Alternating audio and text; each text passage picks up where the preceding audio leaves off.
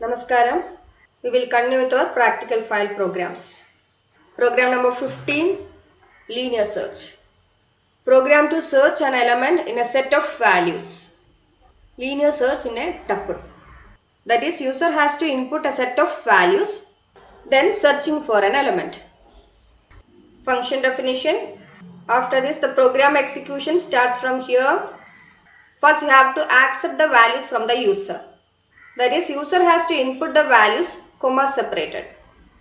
If you input some values just by separating comma, what will be the data type? It will be a tuple that I have stored in T, variable T. Then this eval function will convert the inputted data, which is in the form of a string, into a tuple. So T contains a set of values as a tuple. The next statement, to accept the element to be searched, eval input, enter the element to be searched. The elements in a tuple can be in any data type. So I have given the function eval to convert the string into corresponding data type and stored in the variable element. The next statement, function called lsearch with two arguments, my tuple and the element to be searched. Program control moves to here in lsearch, function definition, function header. Same variable I have used as argument here also. T to accept the value of this T, this tuple, and element to accept the value of this element. Then to traverse through that tuple, I have used a for loop for I in range 0 to len of T.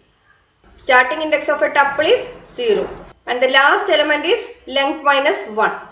So I have given len of T here. That is, the minimum value of I is 0 and the maximum value is len of T minus 1. 0 is the default start value. So even if you are not specifying 0 here, it is okay. The next statement, to check whether this element present in my tuple or not. If T of I equal to element, double equal to, you have to use comparison operator. In first iteration, it will check whether the first element, that is T of 0, equal to the element to be searched. If it is equal, it will return I, that is the index. If not equal, then go for the next iteration. Second element, compare, if it is equal, return. Otherwise, again go for the next iteration, compare, if it is equal, return. This will continue up to the last element. That is, if the element is present in my tuple, it will return the corresponding index. That means our program control will come out of the function, return from the function, if found. And the second case is not found case. After completing the for loop, the program control still here in this function means not found. Then it will return minus 1. See here, this minus 1 is not inside this for loop. It is in the same indentation, that is inside the function only. Okay. Don't give this return minus 1 in else part or inside this for loop. It is outside the for loop. As I told you, indentation is very important in Python. This return minus 1 will execute only if the for loop completes its iteration and the element is not found. Okay. Then the value returned by this function is accepted in this variable index. That is, here I have given index equal to lsearch function call. So the value returned by this function lsearch will be stored in variable index. If found, it will return I, that is index of the element, and if not found, it will return minus 1. So if the value of index is minus 1, it means element not found, print it. Otherwise, else, print element found at index, index. Then position, index plus 1. That is, if the element is present in the first location, first position, the index is 0. Position, index plus 1. First position, position 1 means index 0. Clear? Okay, let me execute this one. Enter a set of values, comma separated. I am going to give some integer values, 3, 4, 6, 2, 8. Okay. Then enter the element to be searched, 2. 2 found index 3, position 4. 0, 1, 2, 3, index 3 and position Fourth position in this set of values. Clear? Then why it is called linear search? Here you can see the searching is in linear fashion. That is, first it will select the first element and compare. Then go for the second element, then third element and go on. That is in a sequential fashion, sequential order. What will happen if same element repeated? That is same element in second location and fourth location, like that.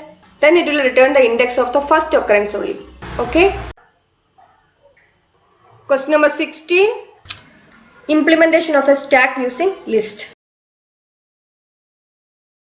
First you have to create an empty list. For that, stack equal to.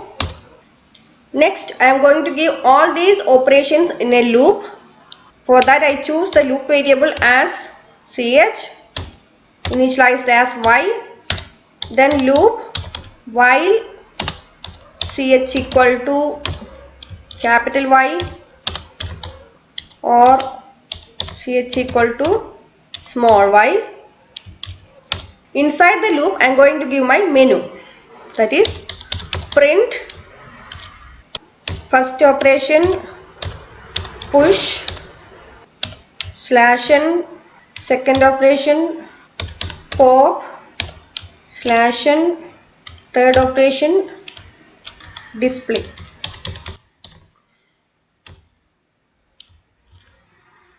Next we are going to ask the user to input the choice. Choice equal to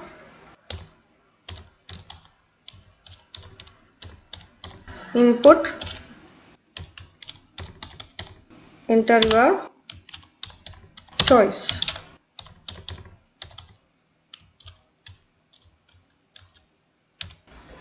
If choice equal to 1, that is if the choice is to push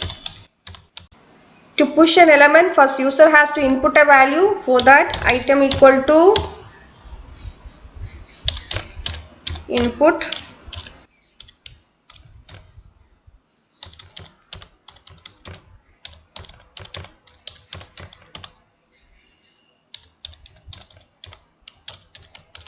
enter the item to be pushed, then stack dot append item. Append function will add an item at the end of the list or at the top of the stack. Next is elif choice equal to 2, that is if the operation is pop operation.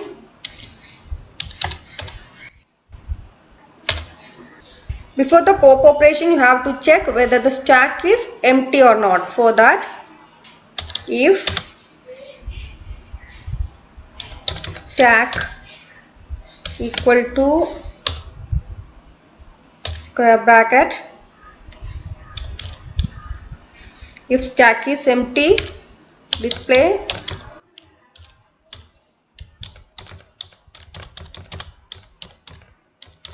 stack is empty. Else x equal to stack dot pop. The pop function will remove an item from the end of the list, or we can say which is at the top of the stack. Now the removed item is there in X, then print the deleted item. Print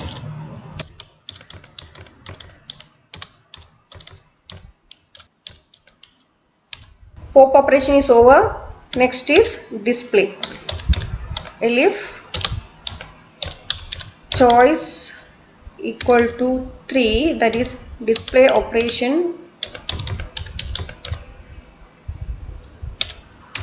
First you have to find the size equal to ln of stack. Ln function will return the length of a list, that is the size of a stack here. Then give a for loop to display the content. For I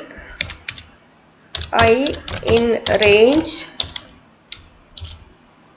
start value is size -1. Next, -1, that is we want to print up to 0th index. Then the step value minus, because we want to print it backward. That is from the top of the stack to the bottom, or we can say from the end of the list to the first element. Print stack of I. Else, that is if the choice is not 1, 2 or 3, you have to print invalid choice.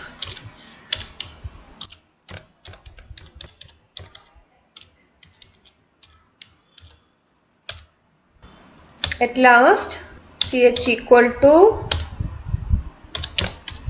input. Do you want to continue?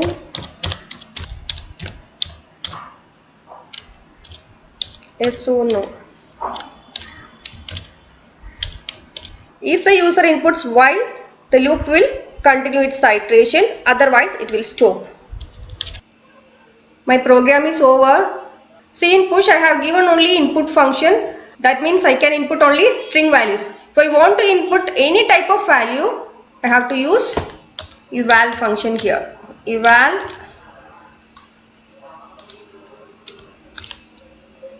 function will evaluate the inputted string and will convert into corresponding data type.